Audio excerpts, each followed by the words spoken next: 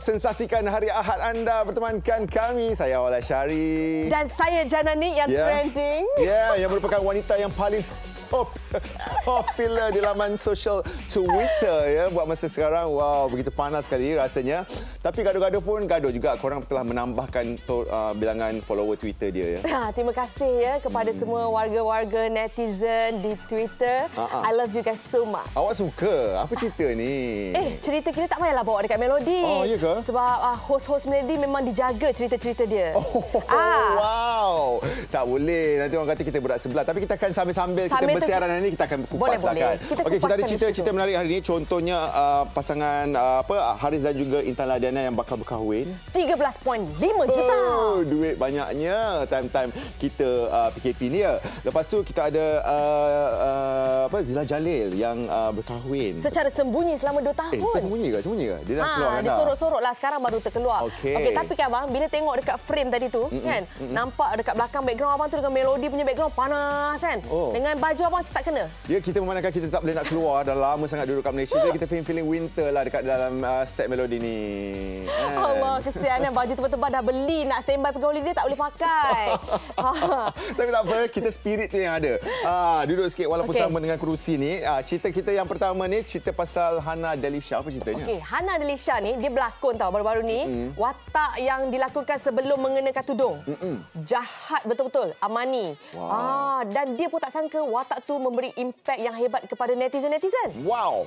Yes. Jom kita saksikan Hana Delisha. Watak Amani trending. Ya. Jawab Hana Delisha. Acing. Awak nak main salji sekejap kat sana? Guling-guling apa? Ya. Tak semestinya cantik. Hati busuk, hitam. Penyanyi dan pelakon Hana Delisha yang baru-baru ini viral melalui watak Amani dalam drama bersiri Cinta Sekali Lagi telah dilantik menjadi duta satu produk minuman kecantikan dan kesihatan. Alhamdulillah, syukur murah rezeki Hana Delisha sejak berhijab ni. Sebelum tu kami nak ucapkan tahniah lah di atas pelantikan satu produk minuman kesihatan ni. Apa yang Hana boleh katakan? Hana rasa sangat berbesar hati dan juga this is something new and I'm looking forward to it. Baru-baru ini telah laburnya tirai drama Cinta Sekali Lagi. Apa yang Hana boleh katakan dengan impaknya penerimaan orang tentang watak Amani ini? Watak Amani ni sebenarnya pertama kalilah Hana lakukan watak antagonis. Lepas tu dapat pula watak yang memang sangat kejam kan. Honestly Hana rasa nervous sebab Hana tak tahu macam manalah korang boleh terima tak watak Amani ni ke tak kan. Bila dah keluar kat TV and you guys pun dah tengok selama 28 episod, korang nampak lah betapa kejamnya dia kan. Honestly Hana tak sangka benda ni akan jadi viral sampai orang buat TikTok pasal Amani lah, buat meme lah. Alhamdulillah watak ni menjadilah sebab diorang rasa geram sangat sampai sanggup nak komen, nak tweet and stuff like that, which is a good thing honestly. Ini adalah kali pertama Ana memegang watak antagonis. Apa bahan rujukan Ana untuk menjayakan watak seperti Amani ini? Okay, itu sebenarnya masa lockdown tu Hana dapat skrip lah untuk Cinta Sekali Lagi. So definitely Hana akan baca the whole script kan. Hana akan fahamkan watak Amani ni, cuba faham kenapa dia sanggup buat perbuatan yang syirik, yang sangat kejam. Hana rasa I couldn't have done it without the team production. So I rasa that's what made it more easier and mungkin lebih menjadi. Ana, masa rangka promosikan drama ni Ana telah mengupload satu poster drama Cinta Sekali Lagi ni. Ialah seperti yang kita tahu, poster tu Ana tak bertudung. Ada peminat di luar sana mengatakan terkilan dengan Ana mengupload poster tersebut. Ada kata Hana ni macam mempersendakan agama, kejap pakai tudung, sekejap tak pakai tudung. Apa yang Hana boleh katakan kepada peminat yang memberi komen seperti itu? Okay, mungkin sebab mereka tak faham the full story tau. Sebenarnya Hana shoot Cinta Sekali Lagi ni sebelum Hana berhijab, sebelum Hana berhijrah. Jadi for me as an actor, I nak kena promote my own drama. You know, benda ni macam semata-mata untuk kerja. You guys kena fikir cara logik lah. You know, it's a commitment. Hana dah sign contract. There's nothing much I can do. But if you guys tak tahu cerita dia, okay, Hana shoot Cinta Sekali Lagi dulu. Lepas tu baru Hana berhijrah. Jadi bila Hana dah berhijrah, dah berhijab, and then drama ni pun dah nak keluar kat TV, of course I have to promote. Tapi itu pun selalunya Hana akan post drama teaser dekat my IG feed tau. Tapi sekarang ni yalah, I want to avoid that. I tak nak orang salah faham juga. So apa yang Hana buat, Hana cuma post poster je dekat my IG feed. Bagi I tak ada masalah kalau orang nak kecam ke apa. Bagi I cuba bersangka baik. I selalu fikir mungkin diorang so caring, which is a good thing. Bagi Hana, just kita doa yang baik-baik je lah. I rasa tu yang paling penting. Lepas habis drama ni, Watak Aman ni pun dah orang kata memberi impak yang paling besar untuk karier Ana sebagai seorang pelakon. So bagi Ana sendiri macam mana rangka kerjaya untuk tahun 2021 nanti? Sebenarnya, I thinking of venturing more into business. I really wanna learn and also mungkin pasti Hana akan menyanyi. Okay, thank you so much pada siapa yang sokong Hana. I really appreciate it. You know, more updates saya akan update dekat IG about things that I'll do in the future. And I hope that you guys will support me no matter what. Benda yang baik kita buat, insyaAllah dorang sukalah. Thank you, thank you. Itu dia comelnya Hana Delisha bertudung sekarang ni, alhamdulillah. Dan cerita dia memang orang kata viral lah, seviral cerita awak kan? Ya. Apa ceritanya sebenarnya Jana? Mungkin peminat-peminat nak tahu. Okeylah, kita ulaskan dekat sini sebab dekat Twitter tu terlalu pendek. Tak sempat kita nak ulaskan. Wah, nanti lepas ni netizen kat Twitter marahlah dia menggunakan platform TV pula. Tapi abang tanya. Okeylah, saya tanya. Jadi kita kena jawablah. Okey. Dekat situ pagi tu kita bangun abang. Bangun tidur, tengok-tengok kau nyanyi lagu Norhana Jalil tu. Kau mengapa? Kau nak kenakan semua orang. Kau ingat abang baca tu abang gelak-gelak je tengok. Tapi dia orang ingat kita betul-betul serius abang. Apalah. Saya tak pernah penat jadi artis tahu tak? Oh ya? Bila kita dah pilih untuk berada dalam industri ni, kita kena terima je lah apa yang orang memang cakap. Memang dahagakan kontroversi lah. Nak kata dahagakan, kadang-kadang bolehlah mencuit. Macam abang buat yang cerita Christmas tu. Abang tak cuit. Abang tak cuit pun. Itu orang yang terasa macam mana. Okay. Jadi, bila kita bangun pagi, kita tengok hashtag yang trending, The Purge. Dengan orang bandingkan dengan situasi yang berlaku dekat US sekarang ni. So, kita just cakap lah, kenapa bukan hashtag US yang trending? Kenapa The Purge yang trending? Ini bermakna orang menyamakan situasi tersebut dengan visual yang terjadi dekat US. Itu yang konten tu. Kesian kita kan, orang kata MCO ni tak ada guest, jadi kita terpaksalah interview sesama sendiri kan. Tak boleh, kita memang jaga jarak. Okey.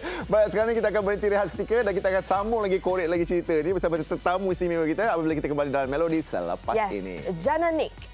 2021. Oh, memang nak jadi jahat Saya tak tahu ini penipuan ke atau ini salah faham saja. Sebagai pengacu, kami menghormati keputusan juri kerana juri yang kami pilih berdasarkan kaliber dan pengalaman yang sesuai. Kan kalau kita melebih-lebihkan, orang kata Acah bahagia, nak tunjuk itu, nak tunjuk ini. Kan bila tak tunjuk, kata tak bahagia pula.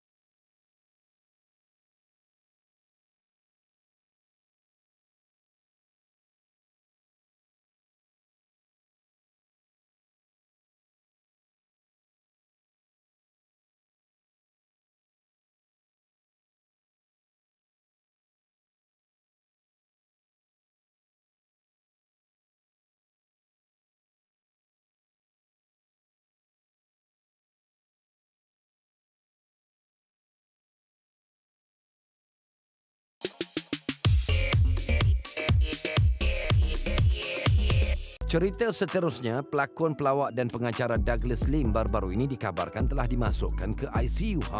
Cumanya betul atau tidak? Jom kita dengarkan sendiri apa kata Douglas Lim. Ya, saya tak masuk ICU, tapi saya pun ada tengok mesej itu. Dia cuma cakap Douglas Lim. So saya tak tahu Douglas mana. Ada beberapa Douglas dalam Malaysia. Ada Datuk Douglas. And then ada satu lagi, I think is pelakon juga tau. Nama dia Douglas Wong. Dia Cina punya industri dan pelakon komedi bahasa Cina. So mungkin dia. So saya tak tahu cerita sebenar. And yang saya dapat mesej pun, dia hanya cakap Abby Douglas punya sister ICU. Banyak orang daripada kawan-kawan industri ada tanya khabar tu, macam K. Rahman, kawan-kawan saya daripada Korupsi Dewan Semandung punya teater, semua ada pihak production yang dengan begitu pantas check sama ada saya okey ke tak, sebab diorang takut mungkin sebab saya kena masuk shooting next week. So diorang takut, alamak dia sudah masuk hospital, kena ganti host lah. Saya tak mahu orang tiba-tiba risau, merasa takut, panik. So tak payahlah. Sebab saya okey. Setakat ini saya okey. Apa yang Douglas ingin katakan kepada peminat dan kawan-kawan yang risaukan sebenarnya kesihatan Douglas, walaupun sekarang ni Douglas sihat-sihat saja? Apa yang Douglas ingin sampaikan kepada mungkin peminat di luar sana dan juga teman-teman yang risau akan kesihatan Douglas sebenarnya? Okey. Sekejap, saya tak tahu ini penipuan ke atau ini salah faham saja. Mungkin ada seorang Douglas yang sedang terlantar dekat hospital ICU. So pada saya harap dia akan sembuh dan jaga diri, dan kawan-kawan dia tolong pergi ziarah dia. Cuma bukan Douglas ini yang masuk hospital. Itu saja. Sebenarnya semua pun patut risau tentang kesihatan diri sendiri. Bukan sahaja badan kita semakin hari akan tua dan lemah. So amalkan lifestyle yang sihat, exercise banyak-banyak, ikut SOP, pakai mask, cuci tangan. So, apa kata kita sama-sama risaukan kesihatan diri sendiri juga. Okeylah, tak kisahlah mana-mana Douglas pun, kita harap Douglas tu diberikan kesembuhan. Ya, betul. Dan sekarang ni kita nak bercerita pasal lagu cinta kita yang telah pun berakhir minggu lalu. Ya, dan bersama kita di talian adalah juara lagu cinta kita, Karis dan juga Nadira. Adakah anda berada di sana? Hello. Hello. Congratulations. Belum nampak muka dia. Mana dia? Dia. Mana? Kita je yang boleh dengar. Mungkin ni telefon. Hello. Hello. Ada. Apa khabar? Congratulations. Terima kasih. Thank you. Kita nak tahu juga perasaan jadi juara ni macam mana tu? Alhamdulillah, happy sangat. Ya, betul. Alhamdulillah. Thank you untuk orang yang sokong-sokong kita orang. Hasil usaha kita orang sampailah final. Kita orang sangatlah bersyukur. Alhamdulillah. Okey, perancangan selepas menjadi juara ni, apa rancangan you all? Nak keluarkan album berduet ke ataupun nak buat single-single ke? InsyaAllah kita orang dalam perancangan mengeluarkan single duet bersama. Lagu tu kita orang akan tunjukkan kekuatan kita orang dari segi genre balada. So insyaAllah bila dah keluar nanti hopefully korang boleh support lah. Okey, bila dekat melodi ni macam biasalah. Takkan kita nak tanya pasal soalan lagu cinta kita je. Tapi mestilah relate juga dengan lagu cinta kita. Jadi soalan yang saya nak tanyakan kepada anda berdua adalah, betul-betul bercinta ke tidak? Hai. Malu-malu nampak. Kita perlukan pengakuan jujur. Ini satu Malaysia nak tahu. Tak apa, kalau bagi tahu tak pun tak apa sebab dah menang. Sebenarnya kita orang dalam proses mengenali each other. Kita orang tak pernah menolak pun sebarang orang kata kemungkinan untuk kita orang bersama, tapi kita orang still mencari keserasian. Selepas program pun kita orang still contact each other semua. So hopefully korang boleh doakan yang baik-baik untuk kita orang. InsyaAllah kita akan doakan yang terbaik untuk anda berdua. Okey, ni nak tanyalah. Pendapat anda berdua memandangkan you all dah jadi juara tentang program ni, memandangkan program ni lain daripada konsepnya daripada dan ini adalah lagu cinta kita yang kedua. Perlukah ada lagu cinta kita yang ketiga pada pandangan anda? Okey, lagu cinta kita ni memang orang kata agak berbeza. Sebelum ni kita orang memang dikenali sebagai penyanyi solo, tapi kali ni kita buat duet pula. Sebenarnya susah, bukan senang untuk kita nak mencapai kesaksian tu and kita nak combinekan di mana kelemahan dan kelebihan masing-masing. Ya.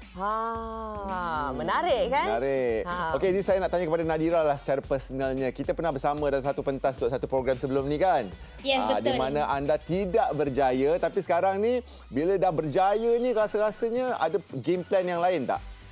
Ada, of course ada, sebab dulu waktu mentor kan, waktu mentor tu mungkin orang dah mula melupakan saya, dan alhamdulillah saya kembali dalam industri ni setelah sebelum ni kita tak berapa tak ada rezeki, tak ada kemenangan pun, and alhamdulillah lepas je keluar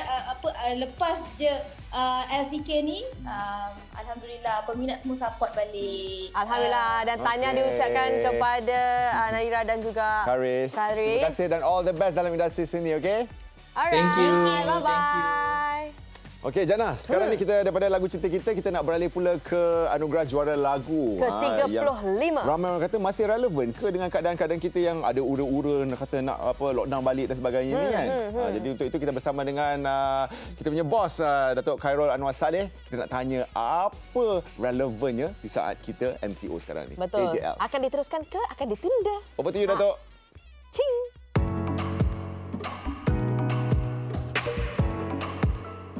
Khamis lalu berlangsung sidang media untuk anugerah juara lagu 35 yang bakal berlangsung pada 7 Februari ini nanti.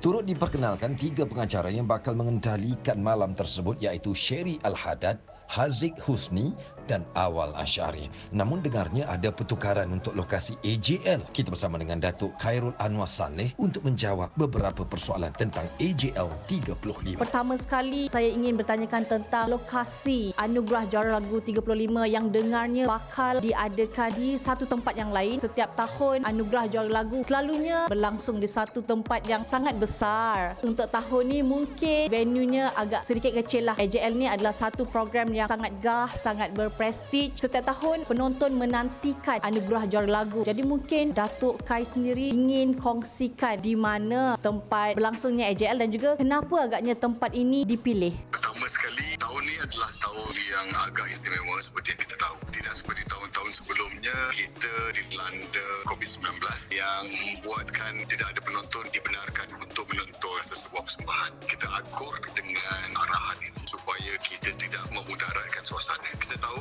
yang anugerah juara lagu adalah sebuah program yang paling berprestij oleh kerana kita tidak boleh ada penonton. Jadi adalah lebih baik untuk kita memilih tempat di mana kita boleh mengawal sepenuhnya SOP supaya pergerakan dan pengendalian acara ini dijalankan dengan sempurna mengikut SOP. Kerjasama yang telah kita pupuk bersama dengan MBSA membuat kami rasa adalah lebih elok untuk kita membuat persembahan ini di Dewan MBSA. Auditorium ini telah menjalani renovation dan ini adalah pertama untuk sesebuah persembahan acara diadakan. Kami rasa dia amat sesuai untuk adakan AJL tahun ini di sana. Dari sudut persembahan, dari sudut produksi, dia tidak menjejas. Pada masa yang sama, yang lebih penting lagi dapat mengawal SOP yang dikenakan. Kalau kita boleh tahu apa agaknya konsep yang bakal diketengahkan untuk AJL 35 nanti? Konsep untuk tahun ini kita ingin mengajar ataupun menggunakan muzik sebagai suatu sumber untuk masyarakat yang sedang melanda kegelisahan COVID. Kita merasakan muzik boleh menjadi sumber utama untuk meredakan, meriangkan, dan kita telah memilih untuk bekerjasama dengan Faizal Tahir dan rakan-rakan membuat satu lagu baru iaitu Baik Semula. Seperti yang kita sebut, muzik insyaAllah boleh memulihkan suasana. InsyaAllah kita dapat bangkit dan baik semula. Kita jaga kita. Sepanjang berlangsungnya semi-final muzik-muzik 35, pelbagai kontroversi ataupun isu yang timbul. Mungkin ada beberapa persoalan yang kami ingin dapatkan penjelasan daripada Datuk sendiri kan, yang mana timbul yang mengatakan ketua juri Azumair seolah-olah berat sebelah dalam pemilihan 12 sebuah lagu tempoh hari. Jadi mungkin Datuk ada sedikit komen mengenai perkara tersebut. Saya merasakan setiap sebuah pertandingan itu kita telah memilih panel juri. Panel juri itu terdiri daripada individu-individu besar dalam bidang muzik. Tidak adil untuk kita poin dekat Azmir seorang saja. Sebagai penganjur, kami menghormati keputusan juri kerana juri yang kami pilih berdasarkan kaliber dan pengalaman yang sesuai. It's not fair untuk kita just nak blame Azmir. Mungkin Azmir yang perlu ke depan untuk memberikan sedikit sebanyak pandangan ataupun menjadi suara panel juri yang lain. Bila timbul pelbagai kontroversi maupun isu, timbul pula segelintir yang mengatakan bahawa mungkin AJL yang sudah berjalan selama 35 tahun ini tidak lagi relevan. Apa agaknya komen Datuk Kai pula? Anugerah juara lagu akan tetap relevan sampai bila-bila selagi muzik itu dicipta dan dipersembahkan pada layak ramai. Apa yang mungkin kita perlu ambil kira adalah kita rasa muzik dan pendengar itu kini berubah. Perubahan itu yang membolehkan suara-suara yang bersetuju ataupun tidak tentang sesebuah keputusan. Itu bagi saya satu perkembangan yang amat sihat. Kami mengambilnya dengan cara yang amat positif untuk kita membaiki dari sudut memahami cita rasa. Saya suka dengan suara-suara yang tidak puas hati supaya kita dapat membetulkan, kita dapat memperbaiki supaya AJL tetap relevan dan tetap menjadi sebuah program yang paling berprestij setiap tahun. Kalau kita lihat situasi sekarang ini dengan pandemik COVID-19, jumlah kesnya masih lagi 4 angka, tidak lagi menurun. Sekiranya apa-apa sahaja yang berlaku, kita tidak dapat nak jangka kan pada masa hadapan apa yang akan berlaku pada 7 Februari nanti. Apa agaknya perancangan TV3? Kami ada perancangan ataupun plan B, tapi apapun kita perlu menunggu arahan daripada Majlis Keselamatan Negara dan juga pihak MPC untuk memastikan supaya apapun yang bakal dipersembahkan, sungguh pun kalau let's say kita tidak dibenarkan, kita takut, kita harus terima keputusan itu dan arahan itu. Tapi kalau insyaAllah kita dapat meneruskan acara ini tapi dengan cara yang mengikut dan menurut SOP sepenuhnya, itu adalah janji kami kepada MKN dan juga kerjasama antara kami dengan MPSA memastikan keselamatan itu adalah yang paling utama. Datuk, terakhir sekali saya pastikan ramai yang menantikan AJL 35 7 Februari nanti. Pastinya lokasi daripada besar hingga ke kecil tidak menjadi masalah lah. Yang pentingnya adalah konten itu sendiri, persembahan yang bakal dipersembahkan 7 Februari nanti. Apa agaknya janji Datuk Kai sendiri kepada penonton-penonton setia TV3, terutama sekalinya penonton AJL nanti? Pastinya dari segi produksi je, walaupun tempat itu tidak besar, tapi production ni akan tetap besar. Maksudnya dari segi the staging, the LED screen yang kita akan gunakan, teknik-teknik baru yang akan kita gunakan, pentas MPSA itu bakal dilihat dengan a new perspective. Orkestra yang ada, kita tidak akan downsize the production. We will not shortchange the production value. Itu janji saya kepada penonton-penonton di rumah tadi. Jadi jangan lupa saksikan Anugerah Juara Lagu ke-35 pada 7 Februari 2021. Itu dia Bak kata Datuk Kai, Anugerah Juara Lagu akan kekal relevan sampai bila-bila. Sebab dia kita lagu-lagu kita ni orang kata mengikut peredaran zaman kan. Betul. Dan AJL ni dia ada peminat dia tersendiri. Betul. Tau. Sebab semua peminat penyanyi-penyanyi dekat Malaysia ni bergabung masa AJL tu nak tengok lagu siapa yang bakal menjadi juara. Yeah. Dan sebentar lagi kita akan tanya atas cerita apakah persiapan mereka sempena menjelangnya Anugerah Juara Lagu pada tanggal 7 hari bulan Februari 2021.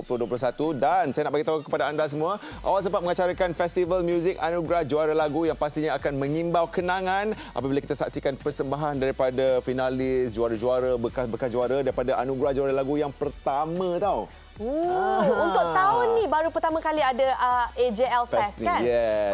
Jadi kita akan tengok montaj AJL Fest dan lepas tu kita akan tanya juga kepada finalis yang terlibat dengan AJL 35. Ya, persiapan mereka sebelum menjelangnya Anugerah Juara Lagu. Cing! Apa strategi diorang? Mungkin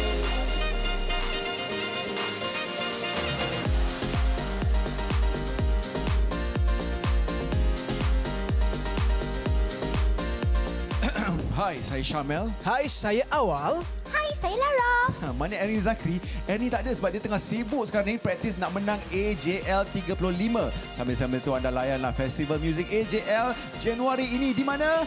Di TV3.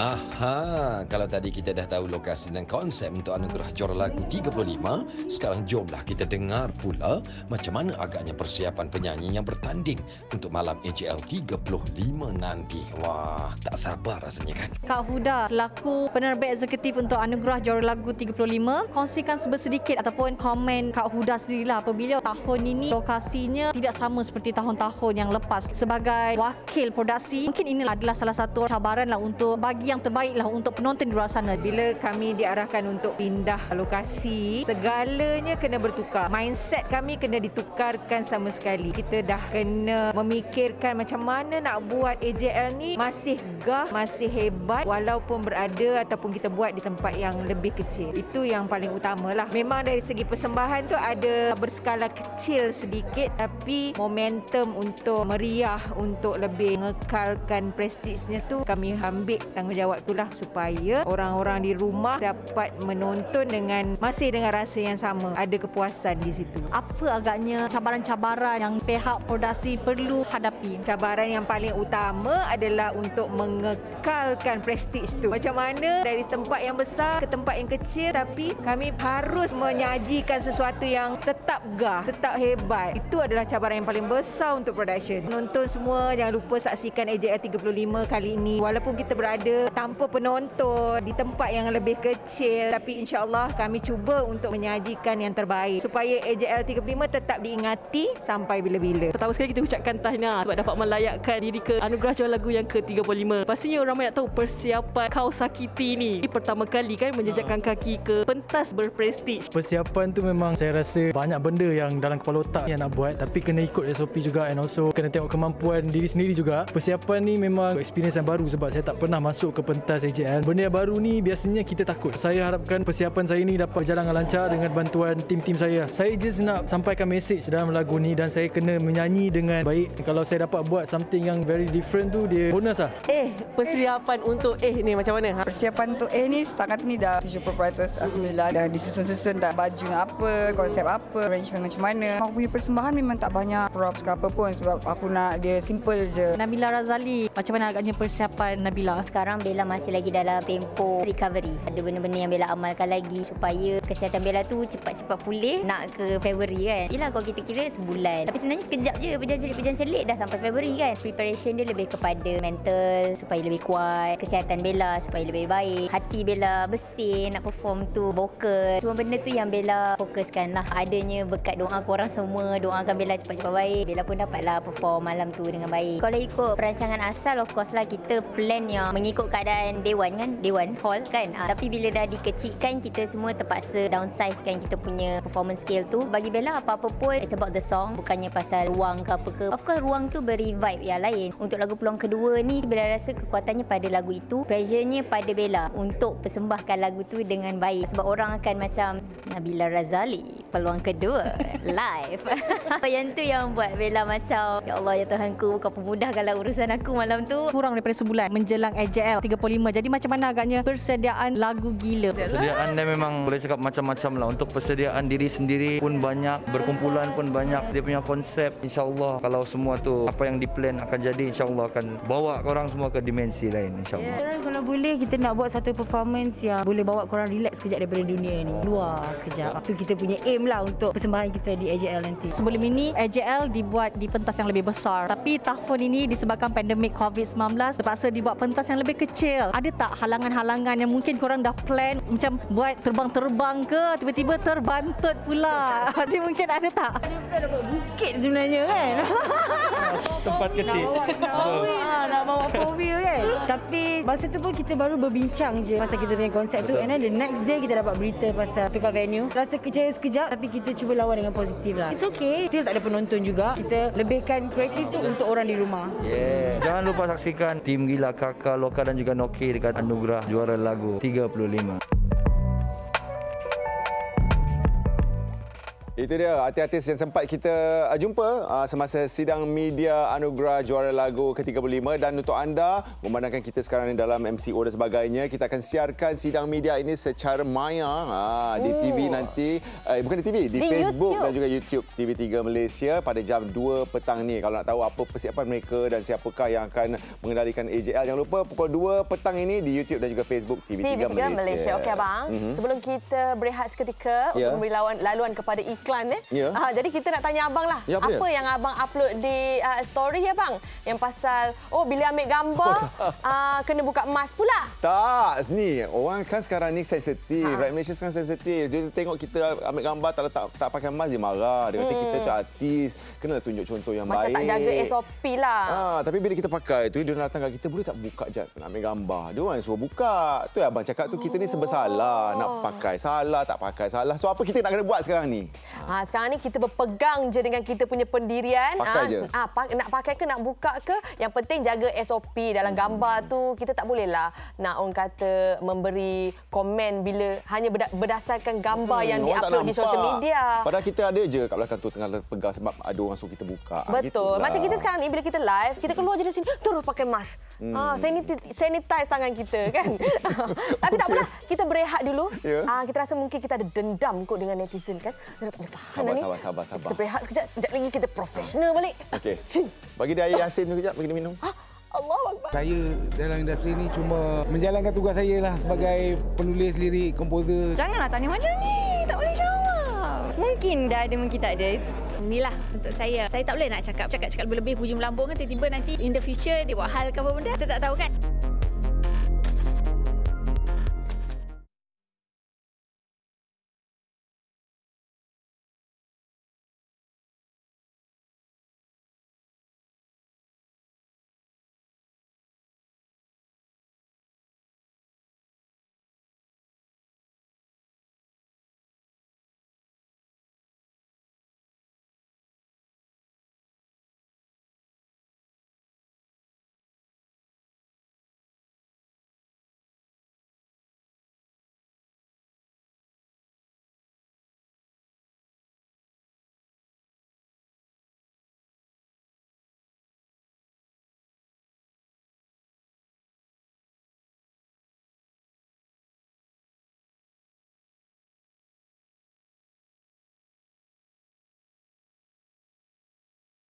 Pablo, go. Dia suka tau. Adik. Putri reunion ke apa? Okey. Pablo, jangan. Intan dengan Nora. Ya. Boleh dengar tak kita orang? Dengar? Jom mu. Dia dengar tapi dia macam pecah-pecah. Robot.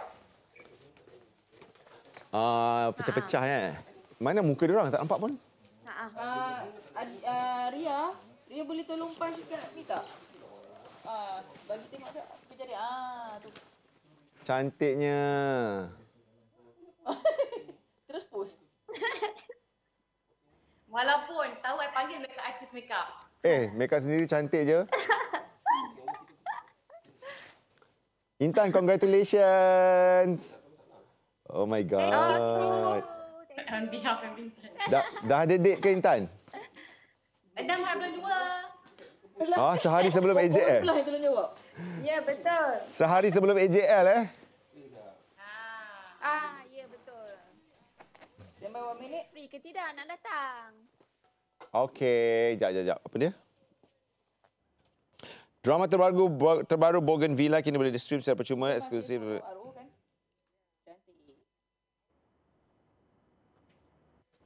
Intan, diorang kata later awak cakap kuat sikit sebab awak macam samar-samar. Oh, ya ke? Adakah masih samar-samar? Dah okey. Okey. Okey dah. Okey, alright. Okey.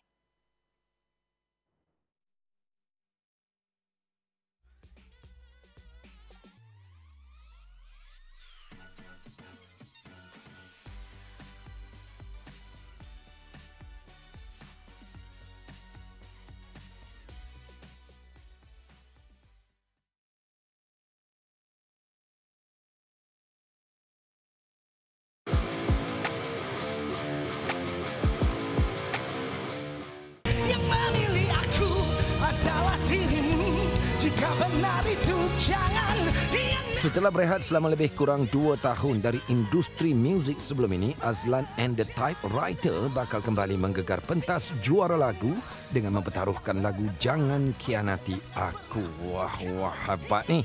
Jom kita dengar apa komen mereka.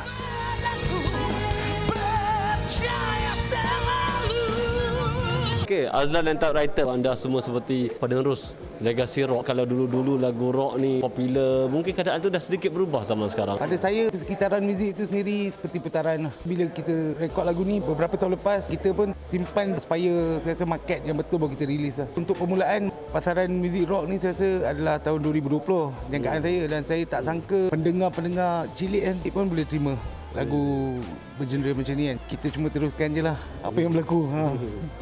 Okey, kalau kita tengok sekitar 30 tahun yang lalu, tahun 90, tahun 91, hampir ke semua lagu yang layak ke final juara lagu adalah lagu-lagu bergenre rock yang sekarang ini kita panggil sebagai rock kapak pada zaman tersebut, dan hampir ke semua lagu tersebut juga menjadi lagu yang evergreen, masih dinyanyikan, masih didengari sehingga ke hari ini. Adakah Lan mempunyai cita-cita supaya lagu-lagu karya Lan, lagu-lagu yang dinyanyikan oleh Lan tetap dimainkan, dinyanyikan sehingga tempoh 30 tahun akan datang? Kalau keajaiban tu berlaku, saya sangat bersyukur lah. Saya dalam industri ni cuma menjalankan tugas saya lah sebagai penulis lirik, komposer, dan saya yang untuk ketetapan tu bukan kuasa saya lah. Kalau orang nak dengar sampai berapa tahun tu bukan kuasa saya, tu hak pendengar.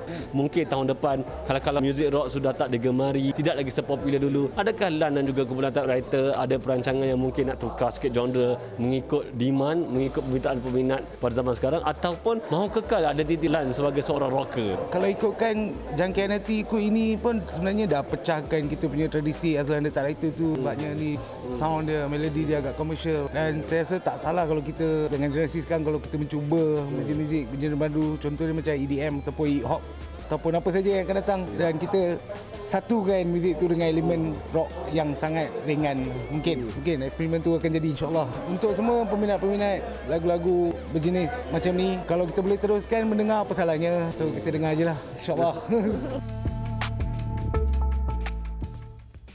Yep. Okey, dengan sini orang-orang kampung. Drama terbaru Bougainvillea kini boleh di-stream secara percuma dan eksklusif di platform digital iQIYI. Sama ada aplikasi iQIYI ataupun laman web www.iq.com, mengisahkan tentang seorang jururawat peribadi obses mengejar impiannya untuk hidup senang sehingga sanggup merampas suami pesakitnya sendiri. Dan bukan cerita ini saja. Kalau anda nak cari platform streaming yang mempunyai drama tempatan yang best dan gempak, iQIYI lah pilihan nombor 1. Ingat drama, ingat iQIYI. Itu cerita pasal iQIYI. Dan sekarang ni kita juga... Sabar. Bagi saya playback dulu iQIYI saya. Alah, tapi kita tak sabar nak bagi tahu yang siapa bersama dengan kita. Sabar, kita iQIYI dulu. Tengoklah playback dulu. iQIYI.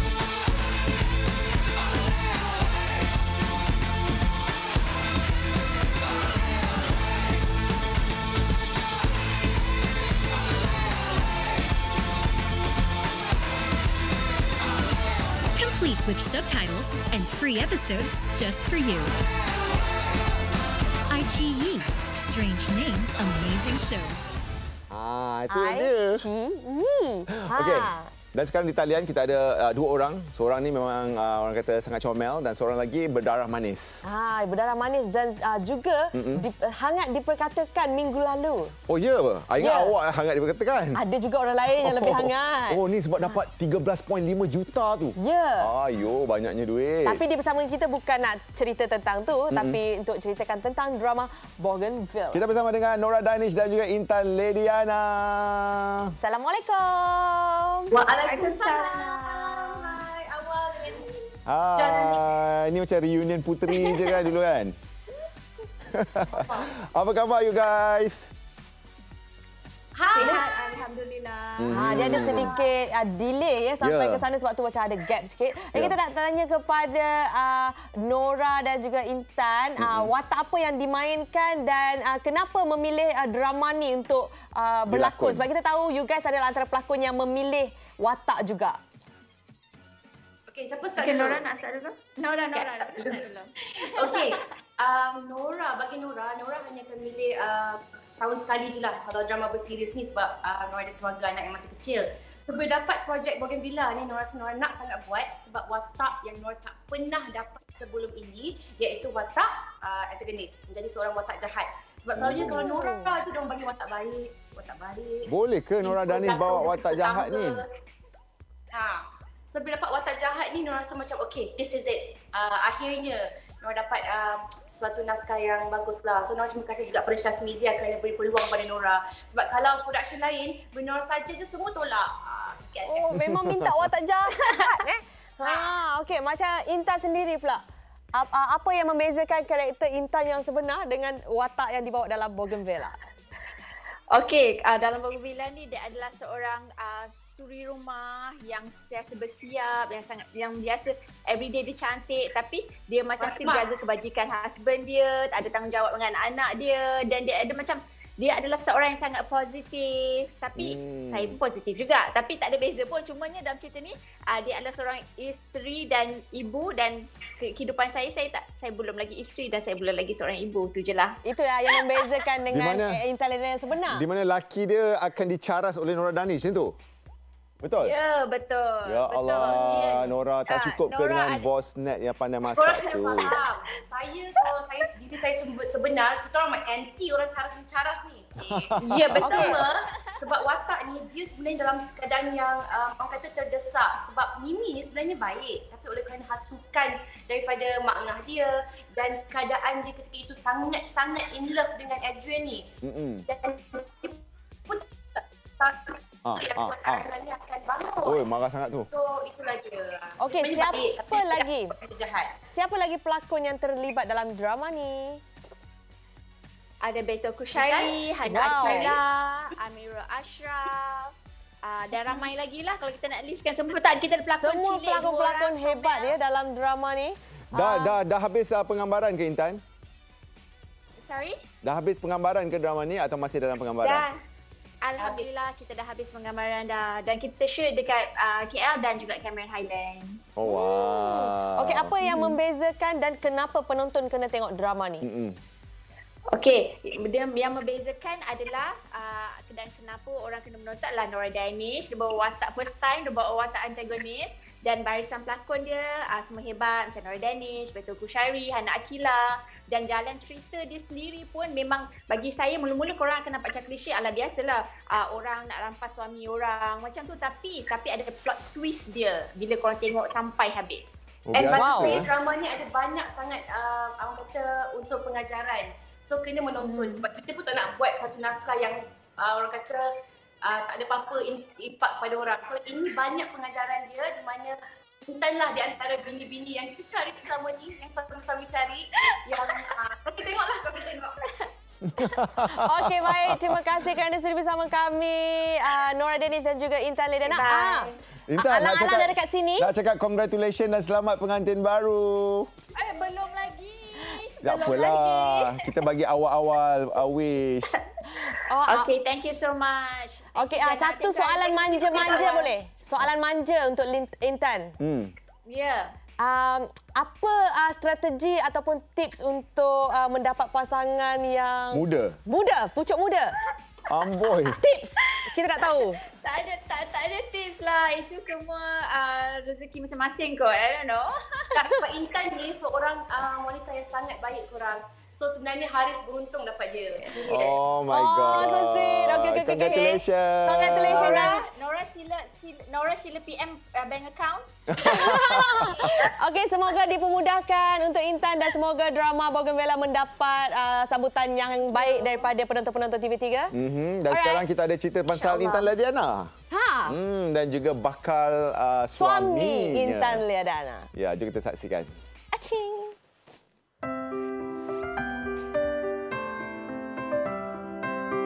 Bismillahirrahmanirrahim. Saya dan juga Intan memang hari ini hari yang sangat-sangat istimewa. Kami ingin mengumumkan Selasa lalu, pasangan pelakon dan penyanyi Intan Ledana dan Haris Alif telah membuat pengumuman tarikh perkahwinan mereka dalam satu sidang media. Syukur Alhamdulillah dan tahniah untuk Alif dan juga Intan. Intan lah Diana dan juga Haris. Mungkin boleh kongsikan sedikit apa tujuan sidang media pada hari ini? Adakah ada surprise untuk peminat-peminat korang berdua ke? Saya dan juga Intan kat Seras ni kita buat sidang media. Kami nak umumkan tarikh perkahwinan kami berdua. Kita tak nak bagi orang berteka-teki bila betul ke ni apa semua kan. Hari ni kita bagi tahu semua orang yang betul-betul memang kita nak kahwin. Sebab itulah kata kalau kita nak kahwin kita bagi tahu. Bukanlah diam je. Bila agak tarikhnya tu? Tarikhnya adalah pada insya-Allah 6 hari bulan Februari 2021. Tahniahlah juga daripada Melody kan. Kalau 6 hari bulan Februari tu maksudnya dah dekat dah tu kan. Kurang daripada sebulan lagi. Jadi macam mana agaknya persiapan? Buat masa ni kita dah lebih kurang 90%, 95% hampir siap. Cuma benda-benda kecil-kecil lain sikit yang kita tak siap lagi. Kita sebenarnya kita berdua tak cukup masa nak buat persiapan ni. Tapi alhamdulillah kita dapat juga susun semua benda. Ya macam Intan cakap 90 ke 95% alhamdulillah dah settle. Alhamdulillah kita dapat banyak pertolongan dari banyak pihak. Family dan juga wedding planner dan coordinator kita orang, all the sponsors semua. Pada hari ini pun kita berada di sebuah butik barangan kemas yang mana bakal menaja perkahwinan Intan dan juga Haris. Jadi mungkin boleh kongsikan sedikit berapa agaknya jumlah tajaan. Tajaan untuk barang kemas adalah 13.5 juta ringgit. Dan kita sangat berterima kasih kerana sudi menaja barangan kemas untuk akad nikah dan malam reception kami. Of course. Hari ni sidang media pun nampak tak? Nampak tak? Kau biasa-biasa ni. Jadi boleh dikatakan wedding of the year lah kan. Sebab sekarang ni tempoh pandemik COVID-19 ni ramai yang membuat secara sederhana. Tapi kalau kita lihat kalian berdua all out. Saya cakap sikit sebenarnya ini semua adalah tajaan. Dia punya amount tu memang kita nampak macam wow 13 juta apa semua kan. Tapi untuk saya punya majlis dan juga Intan, kami punya majlis tak adalah macam wow wedding of the year ke apa. Kita buat apa yang patut dibuat je lah. Tak payah nak beria-ia sangat. Guest tetamu kita pun kita ikut SOP limit yang dibenarkan. Kita orang memang tak adalah nak kata all out apa sangat. Kita tak nak elakkan pembaziran sebenarnya. Kita orang sangat bersyukur kerana ada pihak yang sudi menaja kami. Alhamdulillah lah dalam keadaan macam ni kita tak patut sangat nak berbelanja dengan banyak kan. Jangan risau, kita orang akan ikut SOP yang telah diberikan oleh kerajaan. Resepsi pula ada berapa majlis? Mengikut sekarang ni insya-Allah kita akan bermula dengan malam berinai. Esokkan paginya kita akan akad nikah. Lepas tu malam kita akan buat main reception dan kemudian kita akan ada majlis bertandang. Sikit je, tak adalah 5, 6, 7 event tu tak adalah, sikit je. Jemputan buat masa ni untuk akad nikah kita dalam 70 orang dan untuk malam resepsi adalah 250 orang sahaja. Intan, kita nak tanyalah sedikit kan yang mana umum tahu sebelum ini Intan pernah melalui fasa-fasa tertentu. Jadi orang kata fasa-fasa tertentu lah kan. Jadi mungkin apa yang membuatkan you memilih Haris? Sabar, he's the one lah. Kalau nak cakap he's the one ke apa ke, kita tak tahu kan. Benda tu kita tak tahu, it's beyond our control. Hanya Tuhan saja yang tahu. But for now, apa yang saya boleh nampak, kita orang boleh senang nak communicate, vibe kita orang sama. Dari situ saya rasa dia adalah buat masa ni dia adalah yang inilah untuk saya. Saya tak boleh nak cakap lebih-lebih puji melambung kan, tiba-tiba nanti in the future dia buat hal ke apa benda kita tak tahu kan. Tiba-tiba nanti orang kutuk I balik kan. Cakap alah dulu cakap macam ni. Betul kan? Betul. Dia pun cakap benda sama pasal I. Apa yang saya nampak dengan family dia, the way dia lain family saya semua, alhamdulillah lah. Haris pula orang kata jarak umur antara you dan juga Intan agak besar, 17 tahun macam tu kan. Haris sendiri pastinya orang di luar sana, boleh ke Haris membimbing Intan sebagai seorang isteri, memikul tanggungjawab tu sebagai seorang suami? Saya sangat-sangat bersyukur sebab saya ada kedua ibu bapa saya. Banyak tunjuk ajar. Apa yang saya tak tahu saya akan tanya. Mereka dah jalan dulu. Maksudnya diorang dah tahu lubang tu kat mana. Diorang akan bagi tahu okey jangan jalan sini, jangan jalan sana. Kalau nak kata saya dah bersedia untuk memikul tanggungjawab sebagai seorang suami ke apa, saya dah announce kot. Mestilah saya dah bersedia kan. InsyaAllah tak ada apa-apa. Bagi saya semua kita bermula dengan niat yang betul. InsyaAllah semuanya akan berjalan dengan lancar. Terima kasih banyak menyokong kami berdua ataupun secara individu, mengikuti pengembangan relationship kami dari awal. Tolong doakan baik-baik. Saya pun akan doakan baik-baik untuk anda juga. Sama jugalah, terima kasih kepada semua yang berdoakan. Saya dengan Intan memang sangat-sangat hargai doa-doa kalian semua. InsyaAllah semoga majlis kami dimudahkan. Saya nak minta anda semua untuk doakanlah sekali kan. InsyaAllah. Mudah-mudahan semuanya okey. Amin. Orang-orang luar ni macam saya selalu cakap, doa yang baik-baik, benda yang tidak bersangkut paut dengan kita, bukannya dalam hal rumah tangga kita yang kita nak melebih sangat. Saya perlu minta maaf lah pada orang ramai sebab saya berhenti berlakon, saya tak bagi tahu siapa-siapa pun. Minta doa hati kita ni dibersihkan demi untuk kepentingan anak. InsyaAllah semuanya akan berjalan dengan baik.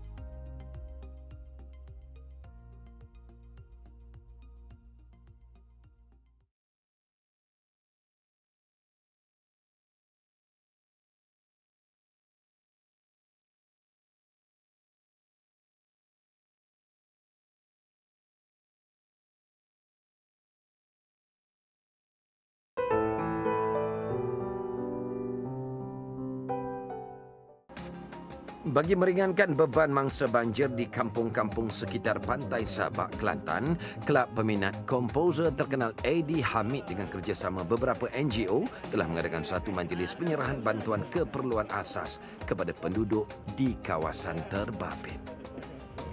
Alhamdulillah, syukur pada Allah kerana hari ini bersama semua NGO terbabit semua ni berjaya mengadakan misi keempat bantuan banjir untuk penduduk-penduduk di Kelantan ni. Hari ini 100 orang semua terdiri daripada ibu tunggal, anak yatim dan keluarga asnaf. Syukur Alhamdulillah program pada petani berjalan lancar. Bulan 12 lah mesti tungku juh. Biasalah kat Kelantan ni kita menerima banyak ancaman banjir. Penduduk Kelantan ni terdiri daripada petani, nelayan. Bila hujan, banjir memang tak dapat nak cari pendapatan. Bila ada sumbangan macam ni, sedikit sebanyak dapat membantulah. Saya ingin mengucapkan terima kasih kepada Eddie Hamid Fan Club sebab mengajak kami untuk bekerjasama dalam memberi sumbangan kepada yang memerlukan. Kita sebagai yang mampu kena memberi kepada orang yang kurang kemampuan. Penerima-penerima pun yang kita berikan yang kurang berkemampuan dan kurang bernasib baik dengan keadaan musim sekarang ni, benda ni patut diteruskan pada masa-masa akan datang dan saya doakan semoga Eddie Hamid Fan Club teruskan usaha anda yang penuh keberkatan ni dan saya doakan semua yang terbaik. Saya mengucapkan terima kasih kepada NGO semua yang telah bersungguh-lumus menjalankan acara ini. Itulah dia antara orang kata CSR yang dilakukan oleh artis-artis kita. Harus diberikan pujian. Macam semalam abang tengok dekat Instagram dan sebagainya, banyak artis-artis yang turun padang, tolong mangsa banjir dan sebagainya. Betul. Dan kita diharapkan segala situasi ini akan kembali pulih. Dan sebab ini kan pembukaan tahun 2021. Yeah. So semua orang cuba nak move on daripada 2020. Tapi masuk 2021 macam-macam orang kata cabaran yang diduga untuk kita punya rakyat Malaysia lah. Jadi kita harapkan semuanya bertabah, be strong dan sebab tu kita jangan gaduh. Jangan gaduh, kita harus bersatu. Betul. Tapi kadang-kadang perlu juga pergaduhan tu abang. Untuk kita perlu buka medium pergaduhan tu supaya mereka dapat riliskan tension. Faham. Supaya diorang dapat rasa tenang. Ada gangguan benda lain daripada fikir pada masalah yang terjadi sekarang ni. Masalah kita apa tu atas? Masalah kita sekarang ni. Okey, baiklah. Terima kasih kepada para pembayar zakat. Zakat anda membawa senyuman kepada asnaf dan mereka yang terjejas. Bantu mereka dengan menunaikan zakat di www.zakat.com.my dan anda akan dilindungi khairat kematian sehingga RM3,000. Kalau bukan kita, siapa lagi? Dah bayar ke belum netizen? Dan jangan lupa juga ya, kalau kita bayar zakat, kita juga dapat pengecualian dekat kita punya income tax dan sebagainya. Ya. Okey. Sekarang ni ada cerita yang kita dengar lah, di mana Lufia dan juga bekas suaminya dah berbaik semula. Hari tu kan baru-baru ni viral video anak bertemu dengan bapa. Allah, comel anak Lufia tu, comel tau. Mestilah tengoklah mak ayah dia elok. Jadi jom kita dapatkan Lufia betul ke dah berbaik dan betul-betul ke dah move on. Ya ke? Alright, jom kita saksikan. Cing.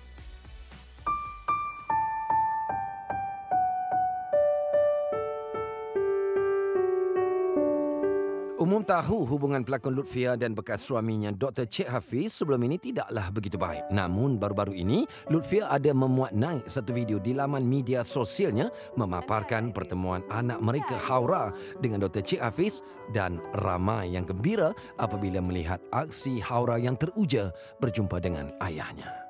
Perangan Lufia, sekarang apa perkembangan terkini? Lufia busy berlakon ke? Lufia busy dengan ada juga berniaga sikit-sikit lah kat IG Lufia sendiri dan juga ada juga jemputan-jemputan yang Lufia ikut. Hosting pun ada, berlakon pun ada, tapi tak adalah yang macam big project tu, belum lagi lah. Sekarang pun Lufia baru masuk ke Haura ke sekolah, baru ni ada kan Lufia upload. Jadi macam mana tu menguruskan anak ke sekolah, membagikan masa dengan kerja? Sebenarnya mak dia pun kena masuk kindergarten sekali ya. Anak tu macam dia excited nak pergi sekolah, tapi mami duduk sebelah. Duduklah sekejap jadi cikgu juga.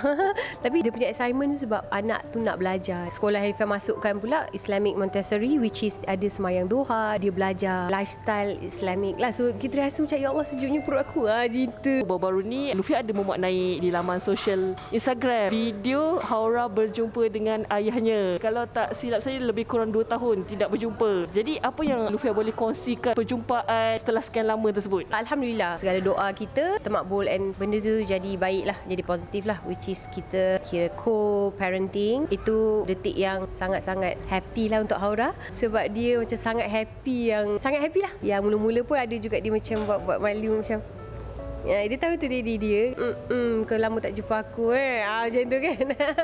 Tapi dia happy. Lufia kongsikan supaya tak ada lagi lah perkara-perkara negatif tentang apa yang berlaku kan, yang dah lepas.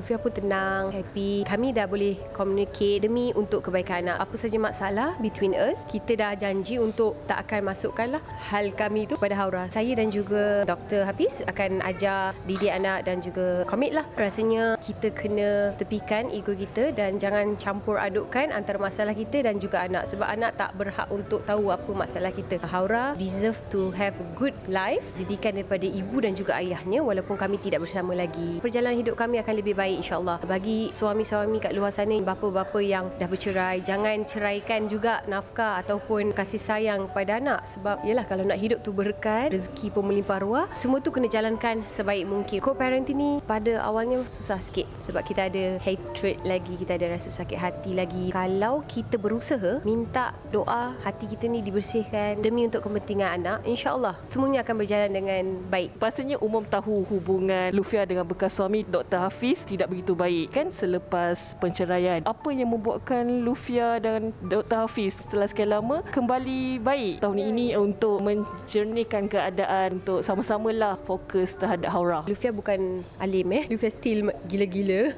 still Lufia, tetapi saya pergi belajar agama apa semua. Bila saya selalu dengar juga kat video, kita tak nak menyekat silaturahim tu sebab barakah dalam hidup, dan juga bila kita buat amalan tu tergantung bila ada putusnya silaturahim. Apalagi anak dengan bapa kan, jadi tak kisahlah siapa yang beralah dulu mengemukakan untuk berbaik. Jika kita mulakan dulu, Allah yang naikkan darjat kita, kita kan kalah. We do it because of Allah dan because of the child, untuk kebaikan dia, sebab kita tak nak ganggu emosi dan juga pengembangan fikiran dia kan, supaya dia membesar menjadi orang yang positif. Kita kena faham takdir kita kan, qadar tak ada lagi jodoh, tapi anak tu ada dapat kasih sayang mak ayah dia. Bukan itu sahaja, ketika Lufia memuat naik kan video tersebut, ramai yang memberikan komen-komen yang gembira tentang Haura, gembira juga untuk Lufia dan juga Dr. Hafiz kan. Apa yang Lufia boleh katakan? Siap ada Lufia letak hashtag komen yang murni-murni. Biasalah netizen kan, so kita tak naklah benda yang negatif, cerita-cerita yang tak baik. Kita pun tak nak cerita tak baik dekat sana ataupun dekat pihak kita. Kita cuma nak sampaikan message, it's okay to be friend with your ex-husband. Lufia berbaik untuk anak dan juga supaya kita boleh berkomunikasi senang untuk kepentingan anak. Things getting better lah. Lufia harap orang pun kat luar sana tak akan memberikan satu benda cerita-cerita yang negatif juga kepada Haura, sebab kami dah okey. Masalah kami akan selesaikan nanti, sedang proses. InsyaAllah Haura akan membesar dengan baiknya. Macam mana dengan keluarga Lufia sendiri dan juga pihak Dr. Hafiz sendirilah menerima keadaan ini? Diorang semua sangat supportive lah. Apa saja yang saya buat, mereka akan cakap benda positif dan negatifnya apa. Dengan Hafiz pun okey, dia senang nak cakap dengan dia pun dah makin mudah lah, makin senang nak faham lah. Yelah tak semua benda yang mudah kan untuk mendapat satu keputusan. At least lah kita dah ada satu tangga yang kita naik yang macam okey, senang sikit lah. Walaupun sebenarnya tangga tu masih banyak lagi kita nak naik, kita nak bincang, kita nak apa, tapi dah nampak tangga.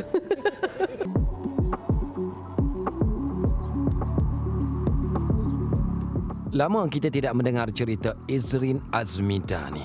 Dengan cerita sekarang ini dah mula berlakon kembali. Wah, rezeki tahun baru ke ni? Jom kita tanya. Alhamdulillah, ini adalah pembukaan tahun yang cerah bagi saya. Start pada hujung tahun tu dah memang ada job masuk dan sebagainya. Kepada pihak producer, pihak production, pihak stesen TV yang masih nak saya ada dalam industri ni, yang masih menghargai bakat saya, thank you sangat-sangat.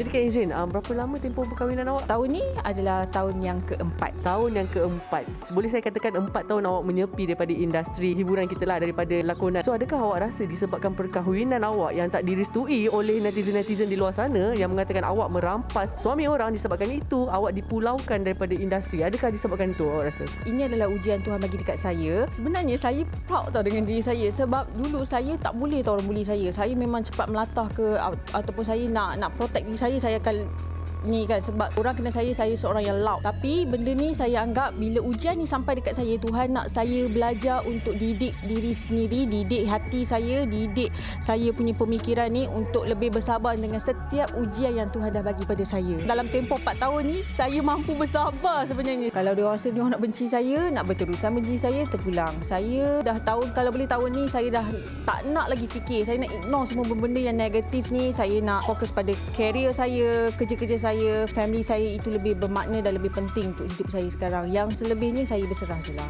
Apabila Izrin keluar di Melodi hari tu, ada juga segelintir netizen mengatakan macam tak tahulah nak terima ke tak si Izrin ni. Tak bolehlah nak tengok muka dia, macam tak boleh terima apa yang dia dah buat sebelum ni. Jadi apa komen Izrin tentang itu? Ada je yang menerima saya, ada je yang menanti-nantikan saya untuk kembali dan sebagainya. Yang mana tak boleh terima tu, itu terpulang. Saya tak boleh nak paksa, saya tak boleh nak puaskan hati semua orang, saya tidak boleh paksa semua orang untuk suka dengan saya. Tapi dalam masa sebelum awak kembali dalam industri ni, awak buat bisnes juga kan? Awak buat apam lah, apalah, sugar milk, apa tu? Sugar buttermilk KL. Ordernya pun kencang. Kita orang sendiri pernah rasa sedap kan? Begini. Apabila keluar cerita tentang awak start jual apam lah apa semualah kan, padanlah muka. Itu sebablah jual apam sekarang memang dah tak laku lah, apalah semualah, segala benda, kata-kata hinaan dan cacian tu memang asyik terkena je pada awak. Awak buatlah baik macam mana pun, tetap tempias tu kena. Sekarang ni bisnes online laku tau. Tambah-tambah makanan. Korang tak tahu ke? Macam nak kau order, tapi tak kisahlah, benda tu saya anggap rezeki. Orang cakap apa pun lantaklah. Yang penting saya buat benda yang halal dan ada je yang beli semua. Dan alhamdulillah masih ramai yang support saya sebenarnya. Sekarang dah 2021 dah ada kehidupan masing-masing, dah bahagia dengan cara masing-masing. Jadi orang-orang luar ni, macam saya selalu cakap, doa yang baik-baik, benda yang tidak bersangkut paut dengan kita, bukannya dalam hal rumah tangga kita yang kita nak melebih sangat. Just doa yang baik-baik, benda yang baik-baik juga akan datang pada kita. Kau cakap 2021 buka buku baru apa semua kan? Baru betul. Buka buku baru sudahlah tu, dapat tahun adik. Nak tanyalah, baik tak dengan sana? Itu no comment lah. Benda ni bapak tu no comment. Buka buku baru. Aku nak komen jugalah sikit.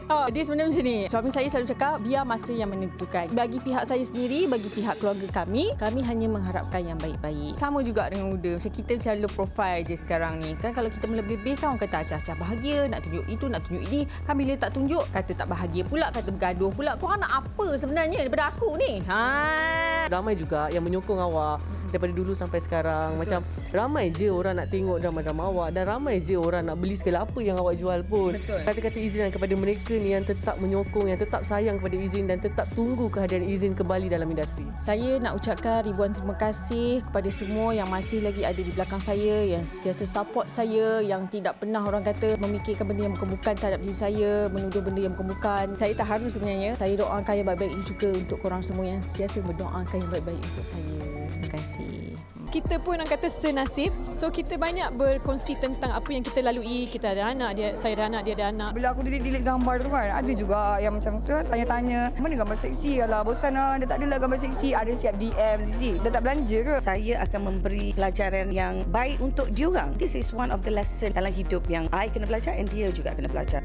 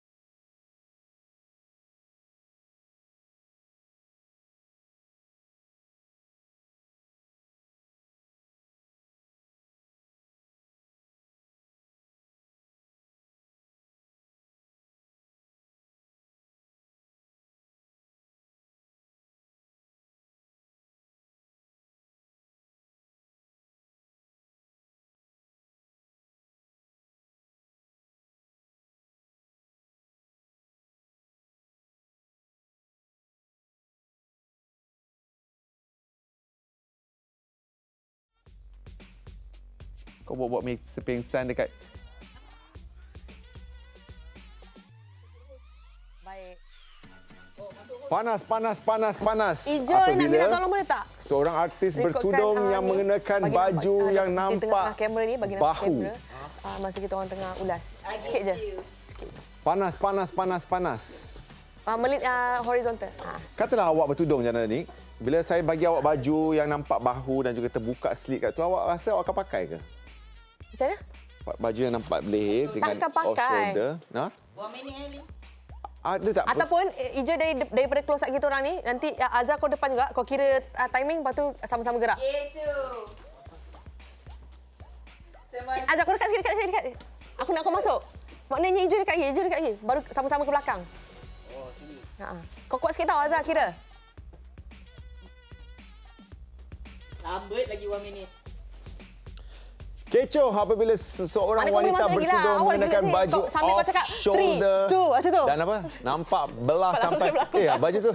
Shot ni kena cantik. Azra, nampak ke belah dia sampai sini tu ada? Tak nampak. Nampak bau je. Kenapa tak tunjuk bawah tu? Janganlah bagi tahu yang tu. Itu kita dah tahu. Sampai kita orang ulas sikit-sikit dah teruk kan. Oh, Echa tak buat story pasal off shoulder. Alamak, apa pasal Echa? Dia buat produk je. Dia buat pasal jodoh. Dia tak ada jodoh ke sampai sekarang? Dia dah kahwin kali ke berapa ni? 4. Dia dah cerai kali ke-4. Mungkin itu dia cari-cari jodoh, cari-cari. Selepas cerai kali ke-4, baju pun tercerai. Kenapa Echa tak tanya pasal baju Echa? Time tu belum lagi. Melodi lah Echa. Echa bawa watak ni muslimah. Echa buat tak nampak. Wartawan kita pula Husnuzon. Kan, belum viral hari kejadian. Tu hari kejadian. Ya, Husnuzon ada ina kat dalam. 8, 7, 6, 5 seconds, 4, 3, 2, 1. Baiklah. Selamat kembali bersama kami di Melody. Kita pun dah sampai dekat kontroversi yang menjadi perbualan hangat apabila... Awak lagi? Bukan saya lagi. Awak jadi perbualan hangat minggu lepas? Tidak. Kita bersama Natasha Hudson yang orang kata, pakai off shoulder sambil mengenakan hijab. Tapi interview ni dilakukan sebelum viral. Maknanya soalan yang ditanyakan oleh wartawan Melody adalah tentang jodoh. Maksudnya wartawan Melody tu Husnuzon lah buat tak nampak shoulder dia tu. Kita Husnuzon yang mungkin di bawah skin colour tu sebenarnya ada orang kata lining skin colour. Tapi yang kontroversinya apabila pereka baju tersebut, Rizman Ruzaini kata dia tak sangka yang orang bertudung pakai baju tu. Maksudnya apa? Maknanya bukan Natasha pergi tempas sendiri. Tak tahu. Itu kita wallahu alam lah, tak tahu. Jadi kita dapatkanlah. Nak dapat pun tak ada cerita pasal baju tu Tak ada, tapi mungkin anda semua boleh perhatikan baju Natasha Hudson ketika interview dilakukan. Mungkin kita tengok adakah ada lining ataupun memang skin colour ataupun memang kulit dia yang sebenar. Dan juga Datuk Zila Jalil yang dah pun mendirikan rumah tangga bersama suami pilihan beliau. Suami juga Datuk. Alhamdulillah. Kita dapatkan dan kita juga nak terima kasih dekat Datuk Zila sebab dia sudi berkongsi info dengan kita dekat Melody. Baiklah, jom kita dapatkan Natasha Hudson dan juga Datuk Zila Jalil. Okey, netizen semua bawa keluar teropong. Acing, stand by.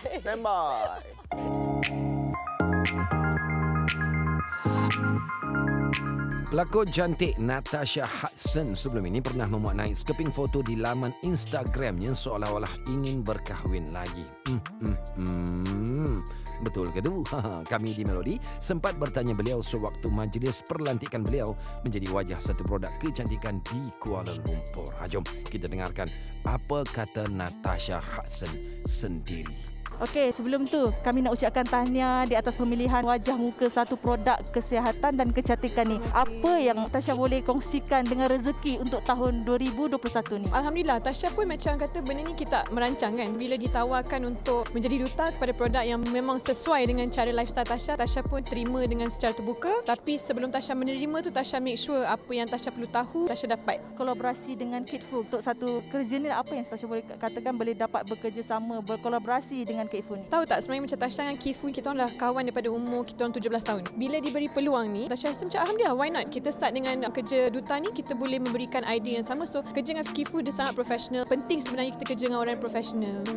Tasha ada buat naik satu gambar Mungkin Tasha mungkin faham gambar apa dari situ. Dia memberi hint kepada orang ramai, mungkinkah Natasha Hudson akan berkahwin buat kali kelima? Mungkin Tasha nak komen? Tidak. Yelah, kita ambil gambar tu untuk produk kita kan. Kita tak merancang pun benda tu nak viralkan apa-apa. Kita hanya tulis save the date. Tak sedar sebenarnya benda tu telah mencetuskan satu kontroversi satu Malaysia di mana mereka ingat saya nak kahwin, which is saya tak bersedia lagi sebenarnya.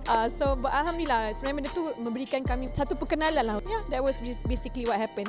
Ada orang cakap Tasha ni macam nak kahwin kali kelima tu belum ada lah tanda-tandanya. Tidak, belum. Doakanlah. Tapi saya dalam satu zon yang sangat selesa sekarang dengan apa yang saya patut buat dengan hidup saya. Orang kata kita melalui fasa yang kita kena banyak belajar pasal diri kita. That is what I'm going through right now. Doing what apa yang Tasha nak, Tasha suka buat. Tasha, I'm living my life lah. Orang kata dalam satu keadaan yang cukup alhamdulillah. Gandengan bersama Kate Fun, satu keserasian antara kalian berdua. Orang di luar sana nak padankan kalian berdua. Mungkin Tasha boleh kongsikan kepada luar sana, mungkin ada yang nak keneng-kenengkan Tasha dengan Kate Fun ni. Keith adalah seorang yang sangatlah baik. Kawan daripada kita orang muda. So nasib kita pun orang kata senasib. So kita banyak berkongsi tentang apa yang kita lalui. Kita ada anak, saya ada anak, dia ada anak. So yes, banyak orang memberikan cadangan seperti itu juga. Tapi ini semua kuasa Allah. Jodoh ni bukan saya yang boleh tentukan. Saya pun tak kelang kabut dalam apa-apa cara. Tapi kita ikut je arus apa yang diberikan. Kalau itu yang apa peminat suka, kita nak sama bekerjasama. Dalam lakonan kita belum diberi peluang. Saya selalu cakap bila kita nak bekerjasama ni. Sebab kita boleh memberikan impact yang positif sebenarnya kepada followers kita dengan hasil karya kita yang bagus. So itulah, susah nak cakap lah. Doakanlah semua yang baik. Jodoh, rezeki, anak-anak, itu je lah.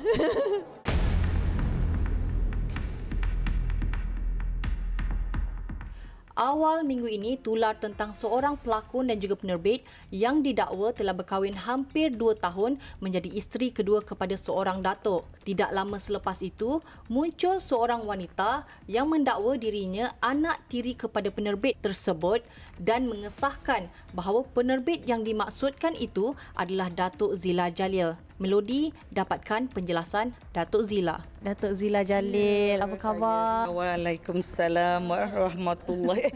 You tak bagi salam. Tengok dah lama tak kena kamera Melodi ni. Ya Allah, nervous. Khabar baik, alhamdulillah dik. Datuk pun tahulah tujuan kami datang ke sini kan. Sepanjang minggu ini tular yang mana ada satu blog yang mengeluarkan seorang penerbit telah pun berkahwin dengan seorang datuk hampir 2 tahun. Menjadi bualan ramai orang lah, ramai yang terkejut. Komen Datuk Zila sendiri macam ni. Keluar hari ni, my stepdaughter komen dekat tu malamnya. I think lepas dia komen tu, the tweet has been deleted. Esoknya tu, dia keluarkan another statement yang tweet malam tadi has been deleted. But yes, she is my stepmother. Kalau lepas ni kakak nak keluar and deny, it's up to me, dia kata. Tapi they asked me to ignore, but I'm not that kind of girl. That is her statement. Kakak immediate, the same day, buat kenyataan akhbar. Kakak rasa benda tu tidak jadi panjang lah. Selama hampir 2 tahun kan, mendirikan rumah tangga. Ramailah yang macam komen dekat bawah tu, kenapa agaknya Datuk sendiri merahsiakan perkahwinan ini? Sebenarnya macam ni, yang kakak rahsiakan sebab bila kakak berkahwin untuk for the first time dulu pun I tak pernah wawarkan. Yang tahu-tahu, yang tak tahu kerana situasi saya sebagai isteri kedua. Kita ni selebriti. Bila saya sebut yang saya kahwin dengan sesiapa-sesiapa, benda tu akan jadi besar. Itu sahaja, bukan kerana sengaja-sengaja nak merahsiakan. Saya merahsiakan kerana menjaga hati isteri pertama. Saya kalau boleh hari ni kahwin, hari ni juga saya buat announcement. Tapi bila saya buat announcement, orang tidak akan quote yang saya dah kahwin saja. Macam sekarang, kenapa lepas 11 tahun Kak Zila baru nak kahwin lagi? Dan kenapa memilih sebagai isteri kedua lagi? Benda-benda macam tu yang kakak jagalah. It's not only for the first wife, also untuk anak-anak kakak. Bila kenyataan yang kakak buat, kakak kena betul-betul hati-hati supaya kenyataan kakak tak backfire on me balik ataupun disalahertikan lah. Macam sekarang ni pun sebenarnya any statement yang keluar daripada kakak tetap akan menjadi salah kepada haters-haters di luar sana. Sekarang ni bila benda dah jadi besar, gambar kakak with my husband dah keluar, I'm okay. But kita dah melukakan hati orang. Why kita nak menambah-nambah luka lagi? Akak take it as hikmah di sebaliknya. Ya, it's an announcement untuk semua orang, mengelakkan fitnah. Jadi semua orang pun dah tahu. Kakak rasa dia orang pun nak semua orang tahu. If not, she won't come out with the statement. Tak apalah. Baru-baru ni kan, Datuk pun telah mengeluarkan kenyataan sendiri di Instagram dengan beberapa klip video. Di situ juga Datuk telah menjelaskan hubungan Datuk bersama dengan anak tiri. Sekarang ini bagaimana agaknya hubungan Datuk sendiri bersama dengan anak tiri dan juga keluarga di sebelah sana? Kita menghormati each other. Tak ada masalah masalah sebenarnya. Saya menghormati keluarga sana dan diorang juga menghormati saya. Ibu kakak baru saja meninggal sebulan yang lalu. The first wife dengan anak dia datang ke masjid untuk memberi penghormatan terakhir juga kepada ibu kakak. 2 bulan sebelum tu, mak mentua kita meninggal. Kita sama-sama juga mandikan jenazah ibu mertua kita. Kita tidak ada masalah. Bila hidup bermadu ni, kita ni tidak ada masalah. Tapi orang-orang di luar sana menangguk di air yang keruh. Bila nampak ada masalah sikit, dicucuk, ditambah, diprovok supaya benda tu jadi besar. Saya tidak ada masalah dengan keluarga pertama. Begitu juga dengan mereka. Tentang saya dengan anak tiri saya, tidak ada masalah. Apa yang kakak buat, hari tu ada banyak free time. Kebetulan malam tu, kakak buka forum. Kebanyakan forum tu mempersoalkan kenapa kakak marah my stepdaughter. Sebenarnya tak marah. Apa yang kakak tegur dalam IG tu, tidak ada niat mengaibkan atau memalukan dia, tidak ada langsung. Itu adalah teguran daripada ibu kepada anak. Dia orang kata, kenapa kakak tak tegur personal? Kenapa dalam social media? Because she also make a statement in social media. Sebagai ibu, bukan saja kepada beliau, kepada anak-anak saya pun, saya akan memberi pelajaran yang baik untuk diorang. This is one of the lesson dalam hidup yang I kena belajar dan dia juga kena belajar. Isu ini sudah menjadi bualan ramai. Ramai pun dah tahu. Tapi kalau kita lihat, Datuk sendiri menghadapinya dengan tenang. Macam mana agaknya Datuk sendiri menghadapi perkara-perkara macam ni, situasi macam ni? Umur saya pun dah 50 tahun ya. This industry kita dah biasa. Diorang tak biasa. Anak tiri saya tu muda. Dia pun tak faham. Tindakan yang kurang matang daripada beliau mengakibatkan benda jadi besar macam ni. Macam kakak dah biasa dengan gosip, dengan fitnah, dengan apa-apa. Cuma I kesian on diorang. Saya tenang sebab saya dah berusia. Tak guna saya nak melenting. Falsafah saya, hidup hari ini, fokus, give the best for today. Esok belum pasti. Esok tawakal tu Allah. Dalam IG Datuk sendiri pun ada mengulas tentang anak tiri kepada Datuk, telah mengeluarkan kenyataan yang mana sepandai-pandai tupai melompat akhirnya jatuh ke tanah jua. Perkara itu mungkin membuatkan orang di luar sana berfikir macam-macam. Sebenarnya kakak tak nak mengulas panjang tentang isu ni. Kakak take it as beliau masih muda. Kenyataan yang dikeluarkan pun dia kurang matang. Mungkin sebenarnya dia pun tak faham apa maksud pantun tu. Kakak perlu tegur dia kerana message tu diberi kepada anak kakak, it's not to me. Bila perkara ini berlaku, bagaimana agaknya penerimaan suami? Dia pun tak tahu nak cakap apalah, because yalah, dia pun tak boleh nak menyebelahi mana-mana. Dia just give good advice to me and also good advice to the other side. Cuma I have my own opinion. Kenapa kakak tak nak turunkan posting tu? Sebab kakak rasa posting tu majoritinya I beritahu kepada netizen dan haters. Saya pun ada membaca komen-komen yang Datuk terima. Kebanyakannya ramai yang mendoakan kebaikan Datuk kan. Apa yang Datuk ingin katakan kepada orang di luar sana yang pastinya doa yang baik-baik? Alhamdulillah, saya bersyukur pada Allah. Ini part of rezeki sebenarnya. Followers saya yang mendoakan, banyak yang mendoakan yang baik-baik pada saya. Sebenarnya bukan tentang isu ni je. Sepanjang karier saya daripada umur 16 tahun sampailah 50 tahun, sentiasa ada orang yang menyayangi kita dan mendoakan yang baik-baik. Terima kasih. Segala doa-doa yang baik itu saya pulangkan kepada mereka yang mendoakan saya dan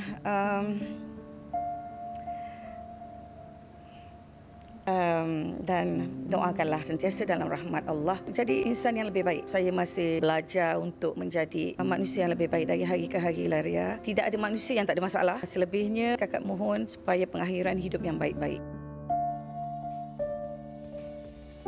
Itu dia tahniah kita ucapkan kepada Kak Zila dan juga suaminya Datuk dan juga Datuk Zila Jalil, dan semoga rumah tangga dibina kekal sampai bila-bila. We love you Mama Lala. Okey ni, sambung balik. Kita sambung bawang balik. Abang tak puas hati. Tadi abang tak boleh nak fokus kat interview tu. Kenapa abang nampak tek lalat dekat bahu dia? Mana Natasha Hassan? Ya. Masa kita teropong tadi tu. Ya, ada tek lalat. Kalau ada inner macam mana ada tek lalat? Abang, kita kena husnuzon abang.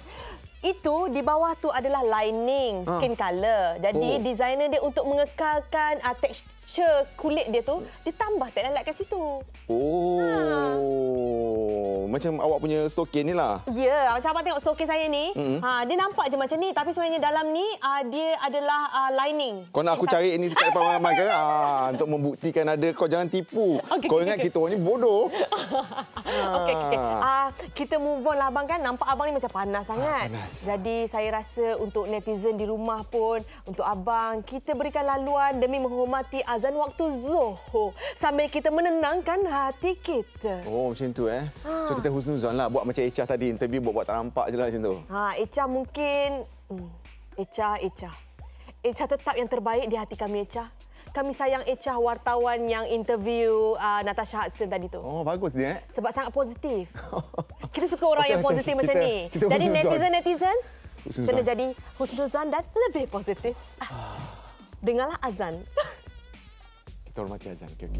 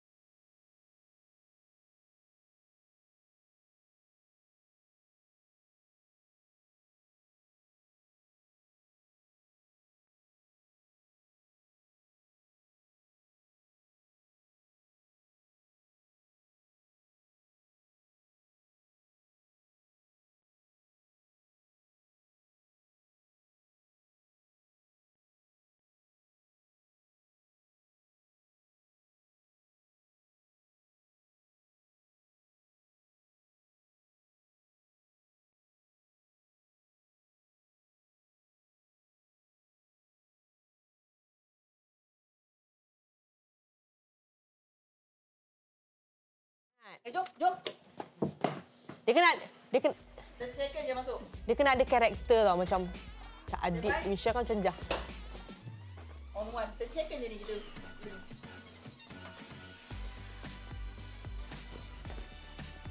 Baik. 10 second ni aku akan kira macam ni.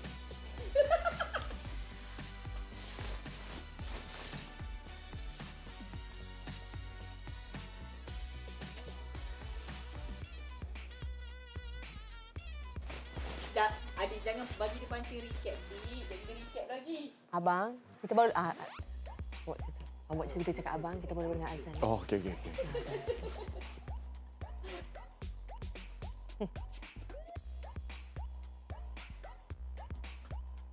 Jangan banyak-banyak tau. Cakap macam tu je. Sikit je macam tu je. 7, 6, 5 seconds, 4, 3, on one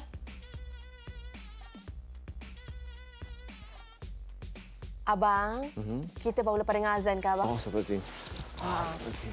Baiklah, kembali lagi bersama kami hanya untuk orang kata memberi rumusan kepada anda penonton di rumah. Jangan lupa untuk saksikan Melodi setiap hari Ahad di waktu yang sama. Dan terima kasih kerana sudi bersama kami. Ya, kepada anda di luar sana, teruskan menyokong kami. Dan kepada artis yang kita cuit hari ini, alah, kita gurau-gurau je. Kalau tak berserilah hidup kita. Betul. Kan? Tak susahnya saling-saling mencuit. Kadang-kadang netizen cuit artis, kadang-kadang artis cuit netizen. Okeylah, untuk itu tingkatkan prestasi, kurangkan kontroversi, dan berdiri di atas bakat sendiri. Kita jumpa lagi. Assalamualaikum. Bye-bye. Take care. Stay safe. Nak ambilkan gambar abang satu? Abang. Macam ni. Buka baju. Jangan bicara sembarang kata. Baiklah, sampai di sini sahaja Melodi. Terima kasih kepada anda yang terus bersama dengan kami hingga ke penghujung rancangan. Sahabat-sahabat, saudara mara kita di Pantai Timur khususnya memerlukan doa kita semua untuk menghadapi dugaan dan ujian banjir. Wahai bumi, telanlah airmu, dan wahai langit, berhentilah dari curahan airmu. Surah Hud ayat 44. Bagi pihak penerbit, Adit Abdullah dan seluruh tenaga kerja Melodi, selamat berhujung minggu. Jaga diri baik-baik, berhati-hati. Okey? Sebelum berpisah, seperti biasalah kami tinggalkan anda lagu dan video klip ini. Jom sama-sama kita dengar. Sabar dan tenang, selepas hujan pasti ada pelangi. Saya Tabah Syazwan Osman, jaga diri, hiasi pribadi. Assalamualaikum dan bye-bye. Dalam bersama